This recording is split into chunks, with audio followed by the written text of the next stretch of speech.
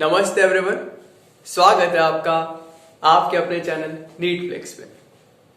आज हम बात करने वाले हैं नॉमेनक्लेचर के बारे में। ऑर्गेनिक केमिस्ट्री कंटिन्यू करते हुए आज हम देखेंगे नॉमेनक्लेचर क्या होता है। तो नॉमेनक्लेचर क्या है? It is a system of naming compounds. Compounds को जो हम नेम देते हैं, नामकरण अच्छा वर्ड है, जो हम उनको नाम देते हैं उसे हम नॉमेनक्लेचर बोलते हैं। तो जो हम नॉमेनक्लेचर की बात करेंगे उसमें हम दो टाइप के नेम्स देखने वाले हैं। एक तो होगा कॉमन नेम और एक होगा आईयूपैक नेम। अब कॉमन नेम क्या है और आईयूपैक नेम क्या है? सी फॉर एग्जाम्पल हम बात करते हैं फॉर्मिक एसिड की। फॉर्मिक एसिड क्या है? जो रेड एंट होता है, रेड कलर की जो चींटियां होती है, उनके अंदर से जो एसिड होता है जिससे उनको बाइट करते हैं तो हमारी स्किन में वो एसिड रिलीज करती है, जिसकी वजह से वो डैमेज करता है और उसकी वजह से हमें वो इचिंग होता है, थोड़ा बर्निंग सेंसेशन आता है। फॉर्मिक एसिड बोलते हैं उसको। अब जो फॉर्मिक एसिड है ये इसका कॉमन नेम है। अब ऐसे ही ये हो गया कॉमन नेम। एक होता है आईयूपैक नेम या फिर इंटरनेशनली एक्सेप्टेड नेम। मतलब अर्थ पर कहीं पर भी चले जाओ ये नेम हमेशा वैलिड रहेगा। जो फॉर्मिक एसिड है उसका जो नेम है आईयूपैक नेम है, इंटरनेशनली एक्सेप्टेड नेम है, वो है मेथेनोइक एसिड। बात करेंगे इसके बारे में बाद में, लेकिन सबसे पहले एक बार आईयूपैक क्या है? आईयूपैक है international union of pure and applied chemistry.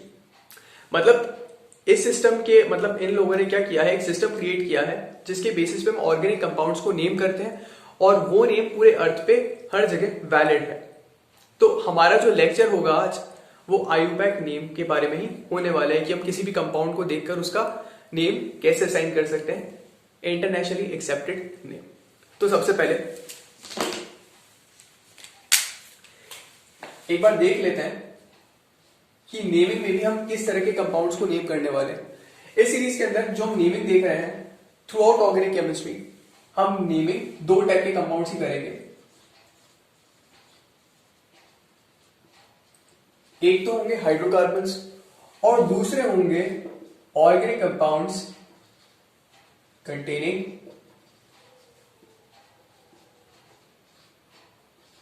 Heteroatoms. Hydrocarbons क्या होते हैं? वो कंपाउंड्स जिनके अंदर सिर्फ हाइड्रोजन और कार्बन होते हैं। नाम से पता चल रहा है hydro and carbon. So hydro for hydrogen and carbon for carbon. अब वही हाइड्रोकार्बन्स बोल दो या ऑर्गेनिक कंपाउंड्स बोल दो जिनके अंदर हेटेरोएटम्स हैं। हेटेरोएटम्स क्या है? वो एटम्स जो कार्बन और हाइड्रोजन के सिवा दूसरे जो भी एटम्स हैं, क्लोरीन हो गया, ब्रोमीन हो गया, आयोडीन हो गया वगैरह वगैरह, या फिर कोई फंक्शनल ग्रुप हो गया, तो उनकी जो नेमिंग होगी वो हम अलग से देखेंगे। आज का हमारा जो लेक्चर है वो है nomenclature of mayor simple hydrocarbons. ठीक है, अब स्टार्ट करने से पहले आज के लेक्चर में आपको क्या बताने वाला हूं, मैं आपको कुछ रूल्स बताऊंगा। वो रूल्स आप कोई भी ऑर्गेनिक कंपाउंड को नेम कर लो, सब में वैलिड रहेगा। और उससे पहले मैं आपको एक फॉर्मेट बताने वाला हूं कि अगर आपको फॉर्मेट भी याद है ना तो आपको रूल्स याद नहीं है चलेगा, आप नेम इजीली किसी भी कंपाउंड को कर सकते हो। सारे ऑर्गेनिक कंपाउंड्स पे वो इक्वली वैलिड है। तो सबसे पहले एक बार हम फॉर्मेट देख लेते हैं। किसी भी ऑर्गेनिक कंपाउंड का जो नेम है उसका फॉर्मेट क्या होना चाहिए। ठीक है, अब उस फॉर्मेट के अकॉर्डिंग किसी भी कंपाउंड का एक रूट नेम होगा। क्या है रूट नेम, बात करेंगे इसके बारे में। एक होगा रूट नेम। अब हमें पता है प्रीफिक्स और सफिक्स क्या होता है। प्रीफिक्स होता है कि कोई भी आपने अल्फाबेट्स का कॉम्बिनेशन लगा दिया मेन वर्ड के स्टार्टिंग में पीछे, उसे हम बोलते हैं प्रीफिक्स। वैसे ही कंपाउंड्स का एक प्रीफिक्स होगा। ऑब्वियसली रूट नेम क्या है, मेन नेम है, तो उसके पहले जो लग गया वो हो गया प्रीफिक्स। वैसे ही रूट नेम के आगे जो लगेगा, मतलब जो अल्फाबेट्स हमें पता है मेन नेम की आगे लगते हैं, एंडिंग में लगते हैं, उन्हें हम बोलते हैं सफिक्स। अब एक कंपाउंड के दो टाइप के सफिक्स होंगे। तो जो पहला सफिक्स है उसे मैं बोल देता हूं सफिक्स 1, और एक सफिक्स होगा और, उसे मैं बोलता हूं सफिक्स 2। अभी कहां से आते हैं पहले हमें ये पता होना चाहिए। ये हमें पता चल गया, अगर ये हमें याद हो गया तो हमें रूल्स पता नहीं भी होंगे ना तो भी हम किसी भी कंपाउंड को नेम कर देंगे। ठीक है, जो रूट नेम है, ये रूट नेम कहां से आता है?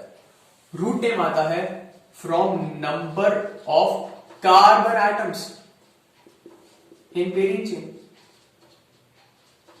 अब पेरेंट चेन क्या है ये मैं आपको बताऊंगा आगे, लेकिन आपको पता होना चाहिए जो रूट नेम है वो कहां से आ रहा है? नंबर ऑफ कार्बन एटम्स जो एक पेरेंट चेन में है। वैसे ही जो प्रीफिक्स है, प्रीफिक्स कहां से आ रहा है? प्रीफिक्स आएगा फ्रॉम सब्स्टिट्यूएंट्स। अब सब्स्टिट्यूएंट्स क्या होते हैं? यहां पर हमें किस टाइप के सब्स्टिट्यूएंट्स मिल सकते हैं? एक तो होंगे एल्किल ग्रुप। एल्किल ग्रुप में मैथिल हो जाएगा, एथिल हो जाएगा, प्रोपिल हो जाएगा, वो सब क्या है? सब्स्टिट्यूएंट्स है। और कुछ फंक्शनल ग्रुप्स जिनका जो नेम होता है वो प्रीफिक्स में लगता है, वो भी सब्स्टिट्यूएंट्स है, लाइक हैलोजेंस। हम यूज करते हैं ना क्लोरो, ब्रोमो, आयोडो, वो क्या है? सब्स्टिट्यूएंट्स है। ओके, और अमीन आ जाएगा। ठीक है, ये सारे क्या है? ये हमारे सब्स्टिट्यूएंट्स है। तो इन्हें देखकर हम प्रीफिक्स दे देंगे। सफिक्स वन कहां से आएगा? सफिक्स वन आता है फ्रॉम टाइप ऑफ हाइड्रोकार्बन से। ऑब्वियसली एक ऑर्गेनिक कंपाउंड है, हाइड्रोकार्बन तो होगा, हाइड्रोजन और कार्बन तो होंगे ही होंगे। अब वो किस टाइप का है? क्या वो सैचुरेटेड है या फिर वो अनसैचुरेटेड है? उस पर डिपेंड करेगा कि उसका सफिक्स वन क्या होने वाला है। अगर वो सैचुरेटेड है तो हमें पता है उसके लिए क्या होता है? एन होता है, एल्कीन्स। ठीक है, तो सैचुरेटेड हाइड्रोकार्बन है तो एन हो जाएगा, अनसैचुरेटेड है तो या तो ईन होगा या फिर आइन होगा। वैसे जो सफिक्स टू है, सफिक्स टू आएगा फ्रॉम फंक्शनल ग्रुप। जो फंक्शनल ग्रुप है वहां से आएगा सफिक्स टू। अब जब हम हाइड्रोकार्बन्स की बात करेंगे तो उसमें फंक्शनल ग्रुप नहीं होता है सच, इसमें कोई फंक्शनल ग्रुप नहीं होगा। तो सफिक्स टू है जो फंक्शनल ग्रुप से आ रहा है वो इन हाइड्रोकार्बन्स में आपको नहीं मिलेगा। जो हमारा नेक्स्ट लेक्चर होगा जहां पे हम हेटेरो एटम्स की बात करेंगे वहां पर आपको सफिक्स टू जरूर देखने को मिलेगा। ठीक है, तो ये तो हो गया एक फॉर्मेट। ये फॉर्मेट जाना क्यों जरूरी है? कि फॉर्मेट ऐसे जैसे यूजुअली हमारा जो नेम है, जैसे मेरा नाम है भरत साधवानी, तो उसमें एक फर्स्ट नेम है और एक सरनेम है, लास्ट नेम है। कुछ लोगों का मिडिल नेम भी होता है। तो एक फॉर्मेट है कि कोई भी इंसान है तो उसका नाम ऐसा ही होगा। वैसे ही कोई ऑर्गेनिक कंपाउंड है तो उसके लिए ये फॉर्मेट है कि उसका जो नेम होगा वो इन्हीं चीजों से मिलकर बना होगा। मतलब अगर आपको पता है कि उसका पेरेंट चेन में कार्बन आइटम कितना है तो आप उसका रूट नेम बता दोगे। आपको पता है कि उसमें सब्स्टिट्यूएंट कौन सा है तो आप प्रीफिक्स बता दोगे। आपको पता है कि वो किस टाइप का हाइड्रोकार्बन है तो आप सफिक्स बता दोगे, और फंक्शनल ग्रुप से आप उसका दूसरा सफिक्स बता दोगे। अल्टीमेटली आप पूरा नाम वहां से फिगर आउट कर सकते हो। तो ये इस फॉर्मेट का इंपॉर्टेंस है।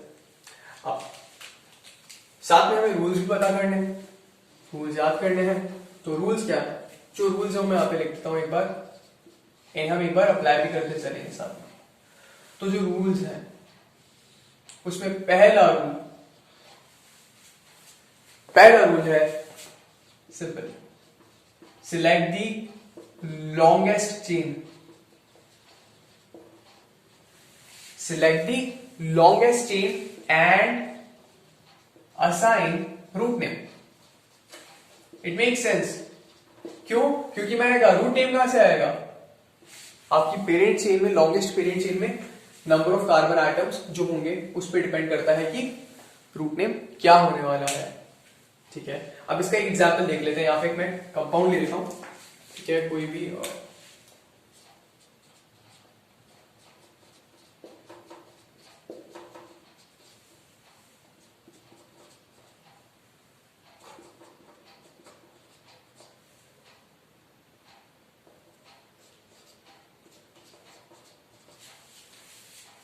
ये कंपाउंड है जो मैंने यहां पे बनाया है। अब जो पहला रूल है जिसमें बोलता है कि select the longest chain and assign root name. Root name कहां से आएगा वो बात की बात है, पहले हमें इसकी जो लॉन्गेस्ट चेन है वो सिलेक्ट करनी। ये जो कंपाउंड है, चेन क्या है हमें पता है। जो कार्बन है वो कैटिनेट करता है, मतलब खुद के साथ ही बॉन्ड बना सकता है, इसके लिए वो चेन्स बनाता है। और टेट्रावेलेंट है, इसकी वजह से वो ब्रांचेस बनाता है, सब्स्टिट्यूएंट से कनेक्ट होता है। तो यहां पे कैटिनेट कर रहा है। देखना, जो पहला कार्बन है फर्स्ट कार्बन है वो 3 हाइड्रोजन से बॉन्डेड है और साथ में उसने एक बॉन्ड बना रखा है अपने नेबरिंग कार्बन से। जो इसका सेकंड नंबर कार्बन है इस कंपाउंड का, उसका भी सेम यही सीन है, उसने एक बॉन्ड फर्स्ट कार्बन से बना रखा है, एक थर्ड से बना रखा है और 2 बॉन्ड्स उसके इन हाइड्रोजन के साथ है। वैसे ही हम देखेंगे तो यहाँ पे क्या होगा, ये सारे कार्बन एक दूसरे से कनेक्टेड है, कैटेनेट कर रहे हैं, तो क्या बना रखा है इन्होंने, एक चेन बना रखा है। अब हमें क्या करना है, हमें लॉन्गेस्ट चेन सिलेक्ट करना है। जो लॉन्गेस्ट चेन है वो क्या होगा, लॉन्गेस्ट चेन वो होगा जिसके अंदर सबसे ज्यादा कार्बन एटम्स होंगे। चेन कहां से बन रहा है, कार्बन एटम्स कैटेनेट कर रहे हैं उसकी वजह से बन रहा है ना। सो इट मेक्स सेंस कि मैं वो चेन को लॉन्गेस्ट बोल रहा हूं जिसके अंदर कार्बन एटम सबसे ज्यादा है। तो यहां पे वो चेन कौन सी होगी, वो वाली चेन होगी ये जो चेन है ये है लॉन्गेस्ट पेरेंट चेन। कितने कार्बन एटम्स है इसमें, 1 2 3 4 5 6 कार्बन एटम्स है इसके अंदर। Total 6 carbon atoms are here in this chain. If I had selected other chains, इसमें और चेन्स भी है, सिर्फ यही चेन नहीं है, और भी चेन्स है, लेकिन ये लॉन्गेस्ट है। कैसे, एक चेन ये भी बन सकती थी, ये वाली चेन। इस चेन में कितने कार्बन एटम्स होते हैं, अगर मैं इसको सिलेक्ट करता तो इसमें होता एक ये कार्बन एटम, दूसरा ये, तीसरा ये, चौथा, पांचवा, टोटल हुए 5। It is still not the longest.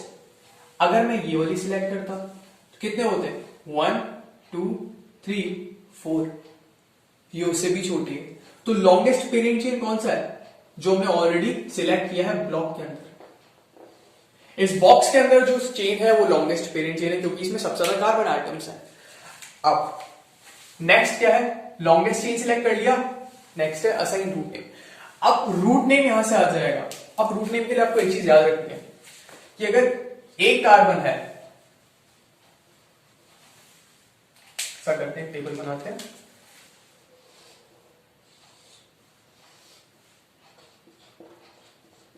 Number of carbon atoms और उनके अकॉर्डिंग नेम क्या होगा। अगर नंबर ऑफ कार्बन एटम है 1 तो नेम क्या होता है, मैथ। ये रूट नेम की बात कर रहे हैं, क्या है, रूट नेम है। ओके, तो अगर नंबर ऑफ कार्बन एटम 1 है तो रूट नेम होगा मैथ, 2 है तो एथ, 3 है तो प्रॉप, 4 है तो ब्यूट।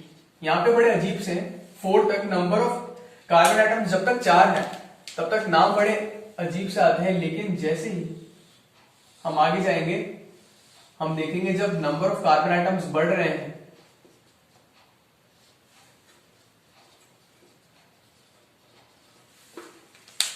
तो आगे जाके थोड़ा सा ठीक हो जाएगा। 5 के लिए एक वर्ड हम मैथ में पढ़ते थे पेंटागन वगैरह, तो पैंट हो जाएगा वर्ड 5 के लिए। 6 के लिए हो जाएगा हेक्स, 7 के लिए हो जाएगा हेप्ट, 8 के लिए हो जाएगा ऑक्ट। ऐसे 9 भी हो सकते हैं, 9 के लिए हो जाएगा नॉन, 10 होंगे उसके लिए होगा डेक, 11 के लिए होगा अनडेक, 12 के लिए होगा डोडेक। इससे ज्यादा मुझे भी याद नहीं है, मे भी अगर आप याद करना चाहो कर सकते हो, लेकिन काम नहीं आता है कभी भी। अब यहाँ पे नंबर ऑफ कार्बन एटम्स कितने, ये नंबर ऑफ कार्बन एटम जो बोल रहे हैं वो लॉन्गेस्ट पेरेंट चेन की बात कर रहे हैं। अगर लॉन्गेस्ट पेरेंट चेन में 6 कार्बन एटम्स है तो रूट नेम क्या होगा, हेक्स।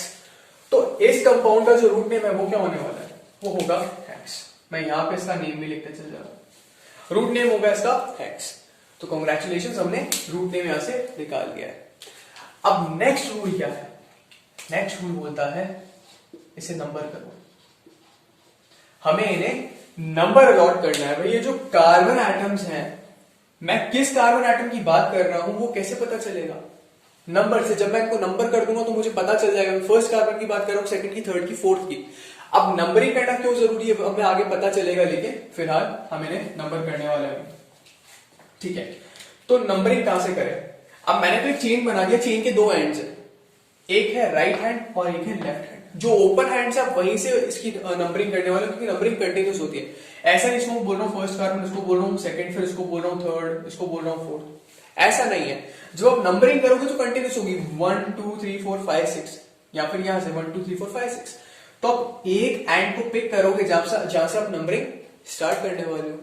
तो नंबरिंग कौन से से स्टार्ट करेंगे, नंबरिंग उस एंड से स्टार्ट होगी जहां से सब्स्टिट्यूएंट या फंक्शनल ग्रुप क्लोजेस्ट होगा।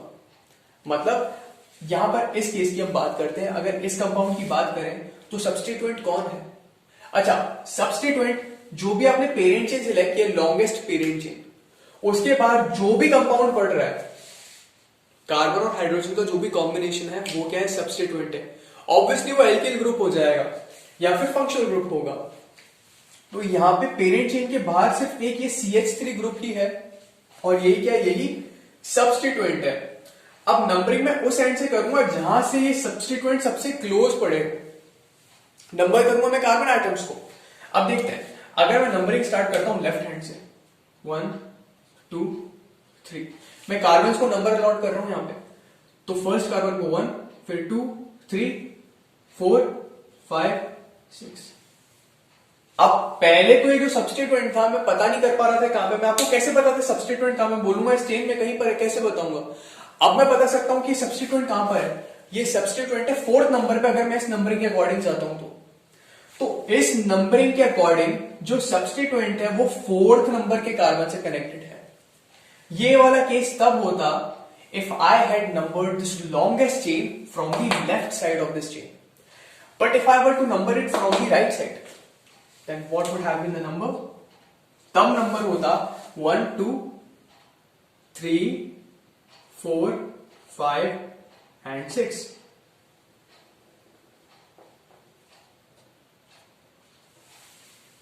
अगर मैं राइट साइड से नंबर कर रहा हूं तो सब्स्टिट्यूएंट जिससे मुझे मतलब है वो कौन से नंबर पे आ रहा है? 3rd number. अब रूल बोलता है कि उस एंड से नंबरिंग करते हैं जहां से सब्स्टिट्यूएंट सबसे क्लोज होता है, और यहां पे सब्स्टिट्यूएंट सबसे क्लोज कहां पे है? जब मैं राइट साइड से नंबर कर रहा हूं। तो जो मेरा सही नंबरिंग होगा वो क्या होगा? राइट साइड से नंबर करना। राइट टू लेफ्ट नंबरिंग जो होगी वो इस केस में बिल्कुल सही होगी। तो मैं नंबरिंग कहां से करूंगा? राइट साइड से, राइट से लेफ्ट नंबर करूंगा और 1 2 3 4 5 6 ये जो ऑर्डर है बिल्कुल सही है। तो सब्स्टिट्यूएंट बहुत क्लोज पड़ रहा है इस एंड के। ठीक है, तो नंबरिंग हो गया कंप्लीट। नेक्स्ट रूल है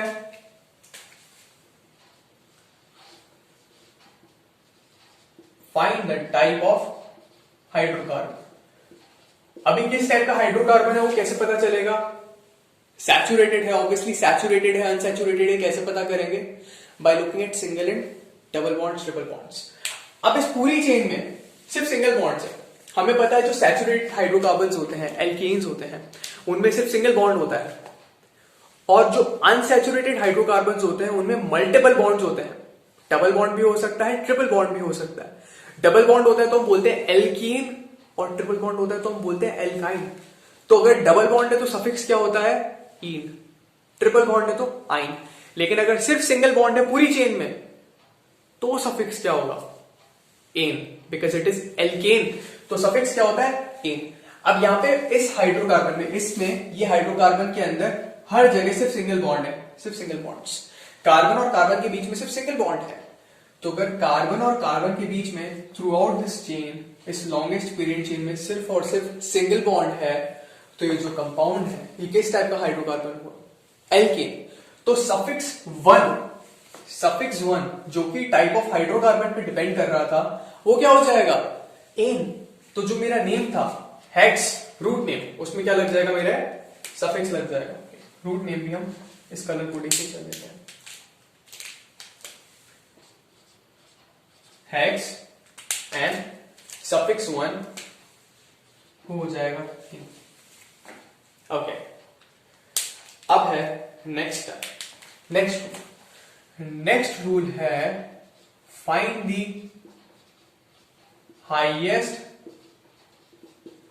प्रायोरिटी फंक्शनल ग्रुप।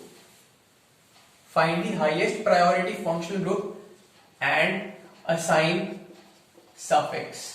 जो सेकंड सफिक्स है हमारा, जो कि फंक्शनल ग्रुप से आ रहा था, उसकी बात कर रहे हैं कि सबसे पहले हाईएस्ट प्रायोरिटी फंक्शनल ग्रुप को ढूंढो।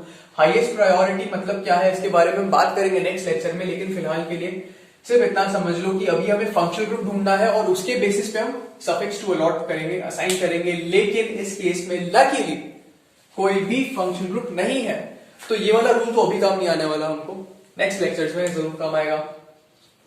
जो फाइनल रूल है वो है find the substituents and add the prefix. तो इस स्टेप में मुझे क्या करना है, मुझे सब्स्टिट्यूएंट ढूंढना है और प्रीफिक्स लगाना है। सब्स्टिट्यूएंट क्या है इसके अंदर, ये रहा सब्स्टिट्यूएंट। जो सब्स्टिट्यूएंट है वो थर्ड पोजीशन पे है, CH3 ग्रुप यहाँ पे सब्स्टिट्यूएंट है। अब मुझे क्या करना है, सब्स्टिट्यूएंट मुझे मिल चुका है, अब मैं क्या करूंगा, ऐसे जो फाइनल मेरा नेम है रूट नेम के प्रीफिक्स में ऐड कर दूंगा। अब ये क्या किस तरह का ग्रुप है, ये है एल्किल ग्रुप, ये सब्स्टिट्यूएंट है एल्किल ग्रुप। अब एल्किल ग्रुप में क्या होता है, अगर एल्किल ग्रुप में एक कार्बन होता है तो उसे हम बोल देते हैं मेथिल, अगर दो कार्बन होते हैं तो उसे हम बोल देते हैं एथिल। यहां पे क्या है CH3 में एक कार्बन है तो उसे हम क्या बोल देंगे, मेथिल। दो कार्बन होते हैं C2H5 ग्रुप होता तो उसे हम बोलते हैं एथिल। तीन होते C3H7 तो उसे हम बोलते हैं प्रोपिल। यहां पे है CH3 ग्रुप जिसे हम बोलते हैं मेथिल, तो जो हमारा प्रीफिक्स है वो हो जाएगा मेथिल। जो H अभी हमारा कैपिटल था उसे मैं स्मॉल में लिख देता हूं, लेकिन ये नेम कंप्लीट नहीं हुआ है। नेम क्या हो गया अभी, मेथिल हेक्सेन, लेकिन ये कंप्लीट नहीं है। क्यों कंप्लीट नहीं है, क्योंकि इस फॉर्मेट के अंदर एक चीज मिसिंग थी, वो थी नंबर्स। यहां पे जो प्रीफिक्स है और सफिक्स है ये भी डिपेंड करता है कि वो कौन से कार्बन से कनेक्टेड है। जो सब्स्टिट्यूएंट है यहाँ पे मेथिल ग्रुप है, ये थर्ड कार्बन से कनेक्टेड है। तो यहां पर मुझे इसका जो मेथिल ग्रुप तो मैंने लिख दिया नेम में, लेकिन मुझे ये भी बताना पड़ेगा ये किस कार्बन से कनेक्टेड है, किस कार्बन का सब्स्टिट्यूएंट है। तो है कार्बन नंबर 3 जहां पर ये मेथिल ग्रुप आ रहा है, तो मैं नेम के अंदर प्रीफिक्स में 3 और ऐड करूंगा, तो ये हो जाएगा नंबर्ड प्रीफिक्स। तो अब जो नेम है, क्या इस नाम के अंदर रूट नेम है, जी हाँ रूट नेम आ गया। क्या इसके अंदर सफिक्स है, सफिक्स है, एक ही सफिक्स है बिकॉज फंक्शनल ग्रुप नहीं है, तो हाइड्रोकार्बन का सफिक्स आ गया और प्रीफिक्स है 3 मेथिल। तो ये जो नेम है ये है कंप्लीट नेम एंड कांग्रेचुलेशंस, इसके साथ आपने नेमिंग जो है हाइड्रोकार्बन्स की वो सीख ली है। तो इस कंपाउंड का नाम है 3 मेथिल हेक्सेन। हम एक और एग्जांपल देख लेते हैं नेमिंग के लिए, ठीक है, इसी को थोड़ा सा मॉडिफाई कर देते हैं। अच्छा एक चीज और यही पे मैं आपको बता देता हूं, यहां पर क्या था, मैंने नंबर लगाया और नंबर और मेथिल का जो M है इनके बीच में मैंने हाइफन लगाया है, ये डैश लगाया है। रूल क्या है, रूल ये है कि नंबर, जो नंबर है, नंबर और नंबर के बीच में आएगा कॉमा। अगर साथ में दो अलग अलग नंबर आ रहे हैं तो उनके बीच में कॉमा आएगा, और अगर नंबर और अल्फाबेट आ रहे हैं साथ में तो उनके बीच में हाइफन लगेगा। ये रूल है, तो जब भी नेमिंग करते हैं तो इस रूल को हमको फॉलो करना होता है। दिस इज अनदर रूल, ठीक है, तो इसके बारे में हमें पता होना चाहिए।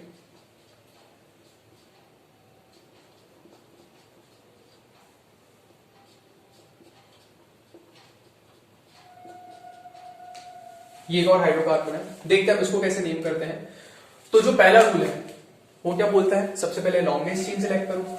तो यहाँ पे जो लॉन्गेस्ट चेन होगा हम सिलेक्ट कर लेते हैं। लॉन्गेस्ट चेन क्या होगा, यहाँ पे 2 लॉन्गेस्ट चेन हो सकती है, एक्चुअली वो है एक ही, लेकिन हमें यहाँ पे हम 2 स्पॉट कर सकते हैं। जैसे ये जो चेन है लॉन्गेस्ट चेन है, इसके सिवा आप चाहते तो ये चेन भी रख सकते थे,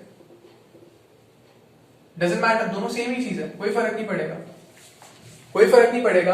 अगर मैं ऐसे रखता हूं, जो सब्स्टिट्यूएंट्स है वो किस पोजीशन पे रहेंगे, अगर इस साइड से देखोगे तो सेकंड और थर्ड पे रहेंगे, ओके। अगर मैं वो वाला चेन लेता इससे पहले वाला जो स्ट्रेट था बिल्कुल, तो उसमें भी ये इसी पोजीशन पे आते, तो ये यही लॉन्गेस्ट चेन है। इससे पहले वाली वो भी सेम ही थी, कोई फर्क नहीं पड़ता, कोई भी पिक कर सकते हो। तो मैंने ये पिक कर लिया, ये है लॉन्गेस्ट पेरेंट चेन। अब लॉन्गेस्ट पेरेंट चेन को देख के उसके अंदर जो नंबर ऑफ कार्बन आइटम्स है मुझे रूट नेम मिल जाएगा। तो इसका रूट नेम क्या होगा, इसका रूट नेम अगेन कितने कार्बन आइटम्स है, 1 2 3 4 5 एंड 6। तो रूट नेम क्या हो जाएगा, रूट नेम हो जाएगा हेक्स, ओके। नेक्स्ट क्या है, नेक्स्ट है नंबरिंग। अब मुझे इसको नंबर करना है। अब नंबर करने के लिए अगेन बिकॉज ये चेन है तो चेन के 2 एंड्स है, क्या मैं इसको राइट वाले एंड से नंबर करूं या फिर लेफ्ट वाले एंड से नंबर करना स्टार्ट करूं, वो डिपेंड करेगा कहां पर किस एंड से सब्स्टिट्यूएंट ज्यादा क्लोज है। अब मैं देख सकता हूं जो लेफ्ट एंड है, अगर मैं यहां से नंबर करता हूं तो जो पहला सब्स्टिट्यूएंट है वो कहां पे आ रहा है, वो आएगा 1 2 3 4 4 पोजीशन पे आ रहा है, और उसके बाद 5th पोजीशन पे आ रहा है। वैसे अगर मैं ए साइड से नंबर करता हूं तो सेकंड पोजीशन पे और थर्ड पोजीशन पे मुझे सब्स्टिट्यूएंट मिल रहा है, तो मैं किस साइड से नंबर करूंगा, ऑब्वियसली मैं नंबर करूंगा अगेन राइट हैंड से। तो नंबरिंग कैसी होगी, 1 2 3 4 5 6, ये हो जाएगा करेक्ट ऑर्डर नंबरिंग का। अब इसके अकॉर्डिंग नंबरिंग कंप्लीट हो गया। नेक्स्ट क्या है, मुझे टाइप ऑफ हाइड्रोकार्बन देखना है। जो टाइप ऑफ हाइड्रोकार्बन है, again because longest parent chain में सिर्फ और सिर्फ सिंगल बॉन्ड्स है। सिंगल बॉन्ड्स मतलब सैचुरेटेड हाइड्रोकार्बन एल्कीन, तो सफिक्स क्या लगेगा, एन, तो यहां पे सफिक्स लग जाएगा एन, सिंपल। नेक्स्ट क्या करना है, हाईएस्ट प्रायोरिटी फंक्शनल ग्रुप देखना है, बिकॉज इसमें कोई फंक्शनल ग्रुप नहीं है तो ये हमारे काम का नहीं है। लास्ट है सब्स्टिट्यूएंट्स को आइडेंटिफाई करना है और प्रीफिक्स ऐड करना है। तो यहाँ पे जो सब्स्टिट्यूएंट्स हैं, सब्स्टिट्यूएंट हो जाएंगे ये CH3 group, CH3 group, Maithil group, दोनों मैथिल ग्रुप है, एक ही कार्बन एटम है, तो 2 मैथिल ग्रुप है। अब यहां पर सेम सब्स्टिट्यूएंट है, अलग अलग पोजीशन पे है, तो उसे कैसे नेम करेंगे, नेम करने के लिए हम क्या करेंगे, सबसे पहले बिकॉज 2 है तो मैं क्या लिखूंगा, मैं लिखूंगा डायमेथिल, इसे अलग से लिख देते हैं।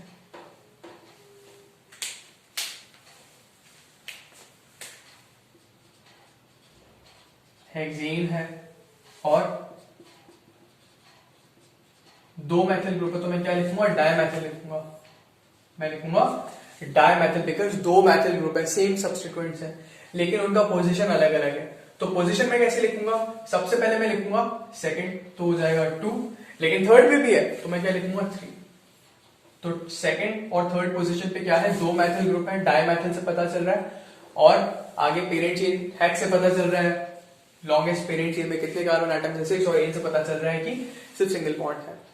फाइनल चीज, नंबर और दो नंबर्स के बीच में आप लगाते हो कॉमा, और नंबर और अल्फाबेट के बीच में लगाते हो आप हाइफन, तो ये हो गया इसका फाइनल IUPAC नेम।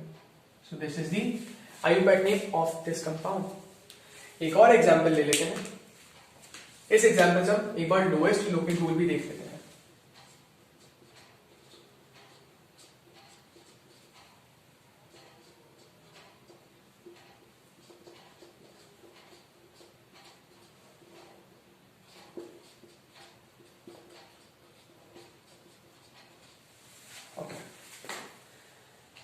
अब यहां पर इस कंपाउंड में अगेन नेम करने की कोशिश करते हैं। तो नेम करेंगे तो पहला स्टेप वही है, select the longest parent chain. तो पेरेंट चेन जो लॉन्गेस्ट है वो क्लियरली यहाँ पे दिख रहा है, ये लॉन्गेस्ट पेरेंट चेन है, ठीक है, इट्स नो ब्रेनर, यही लॉन्गेस्ट पेरेंट चेन है, हमें पता है, क्योंकि यहाँ पे नंबर ऑफ कार्बन एटम्स कितने होंगे, वो है अगेन 6 ही है, ठीक है। अब ओके, एक और चीज कर सकते हैं यहाँ पे, इस चेन में थोड़ा सा मॉडिफिकेशन कर रहा हूं मैं, अब ये हो जाएगी लॉन्गेस्ट पेरेंट चेन।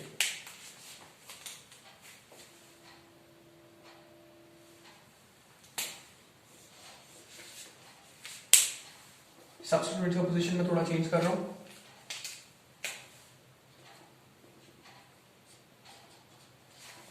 ठीक है। अब लॉन्गेस्ट पेरेंट चेन में 7 कार्बन हो गए।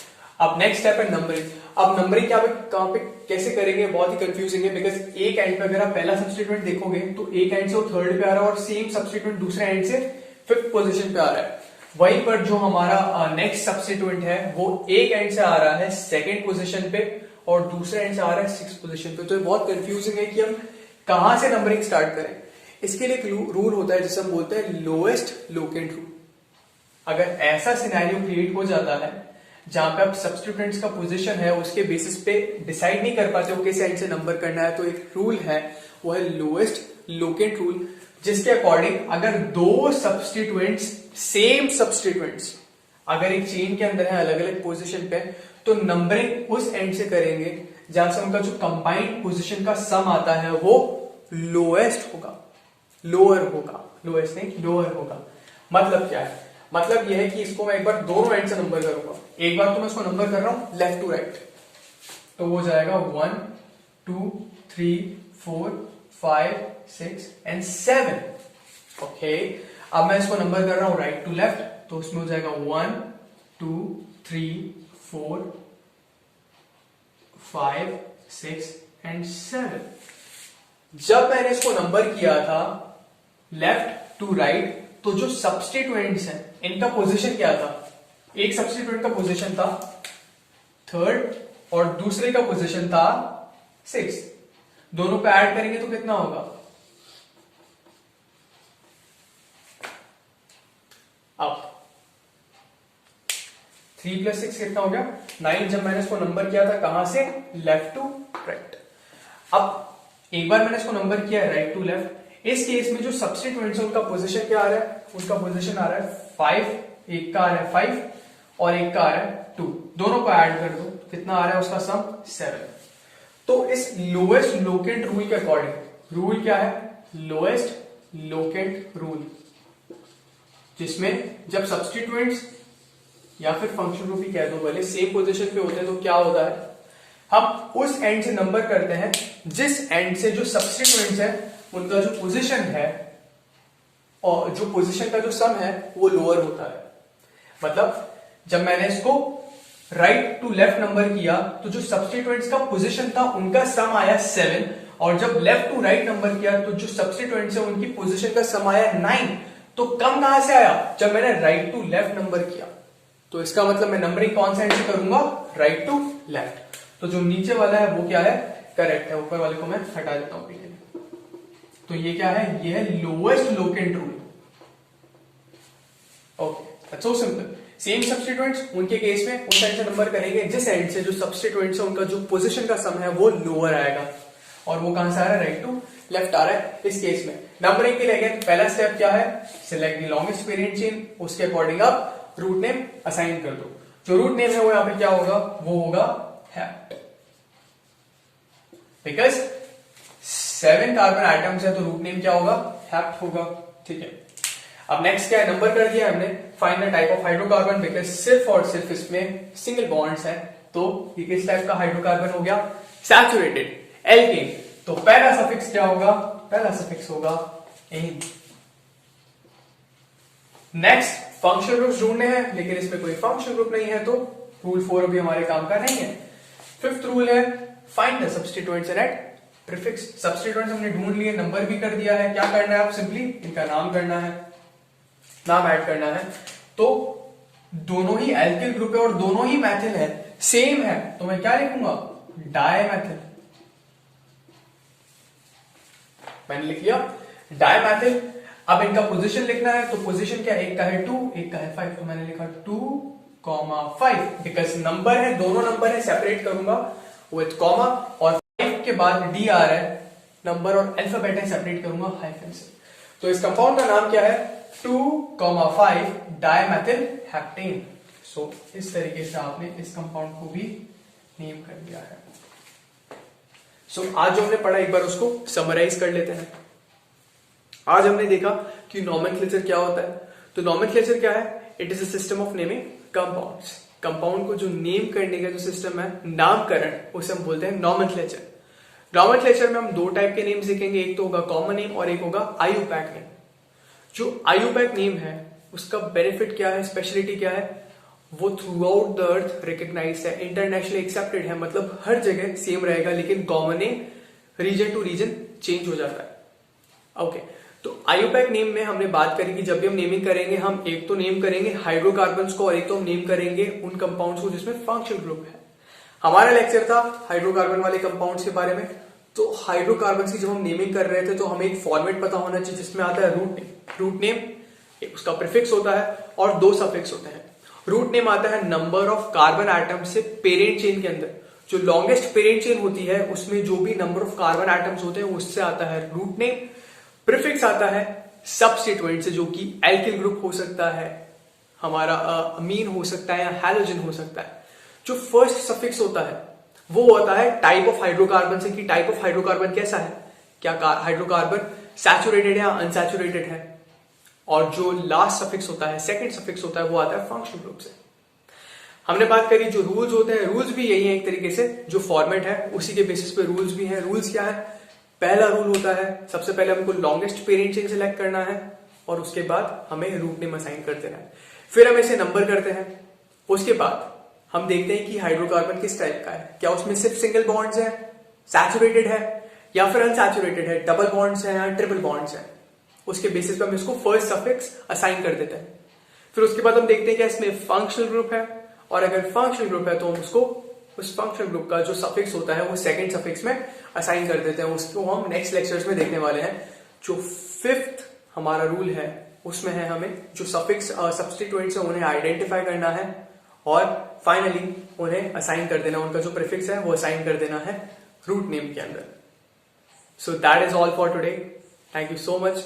और अगर आपको ये लेक्चर अच्छा लगा तो प्लीज हमारे चैनल को सब्सक्राइब करें और लाइक करें। Thank you so much.